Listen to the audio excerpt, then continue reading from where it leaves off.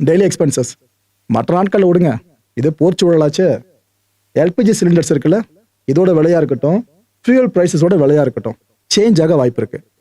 Change ஆகுறதுன்னா பெருசா குறையுமா ப்ரோன்னு கேட்டீங்கன்னா, இப்போ எலெக்ஷன் போயிட்டு இருக்கு, அதனால மேபி தான் டவுட் உங்களுக்கு வரலாம். ஆனால் வேர்ல்டு கான்ஃப்ளிக்ட்டை பார்த்தீங்கன்னா அது கொஞ்சம் கஷ்டம் தான். ஃபாஸ்டாக இருக்குல்ல, இதோட கட்டணமும் இதுக்கப்புறம் சேஞ்ச் ஆகிற வாய்ப்புகள் அதிகம். அண்ட் ட்ரெயின் டிக்கெட்ஸ் இருக்குல்ல, இதை நம்ம கேன்சல் பண்ணுவோம் பார்த்தீங்களா, அப்போ இந்த ரீஃபண்டிங் ப்ராசஸ்லாம் பண்ணுவாங்க சில விஷயங்கள். அது எல்லா விதிகளையும் இனிமேல் டைட் ஆக போகிறாங்களாம். ஸோ நீங்கள் ட்ரெயின் டிக்கெட்டை புக் பண்ணி கேன்சல் பண்ணுறப்ப அது திரும்ப கிடைக்கிற தொகை இருக்குல்ல, அதில் கணிசமான தொகை அடிபடுறதுக்கும் இதுக்கப்புறம் வாய்ப்புகள் ரொம்ப பெருசாக இருக்கு.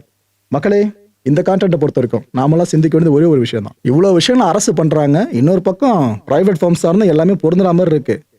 ஆனால் இது எல்லாத்துலையும் ஏற்படுற negative impacts and positive impacts இருக்குல்ல, அது எல்லாத்தையும் சேர்த்து வச்சு அடுத்த பட்ஜெட்டில் பேசினாங்கன்னா கரெக்டாக இருக்கும். நாட்டு மக்களுக்கு பட்ஜெட்டை வாசிப்பாங்களே அந்த டைமில் சொல்கிறேன். அதை விட்டு பாசிட்டிவான விஷயங்களை மட்டும் எடுத்து பேசி எங்கள் ஆட்சி அதுன்னு சொல்கிறதுல ஒரு பிரயோஜனமும் இல்லைங்க. எந்த கட்சி மத்தியில் ஆட்சியில் இருந்தாலும் நான் சொல்கிற விஷயம் பொருந்தும். யோசிச்சு பாருங்க, இந்த விதி மாற்றங்கள்லாம் நமக்கு நன்மையாக இருக்குமா, இல்லை திரும்ப நம்ம பாக்கெட்லேருந்து பணத்தை இன்னும் எடுக்கிற மாதிரி தான் விஷயமா மாறிடுமான்றதை நீங்களே யோசிச்சு பார்க்கலாம்.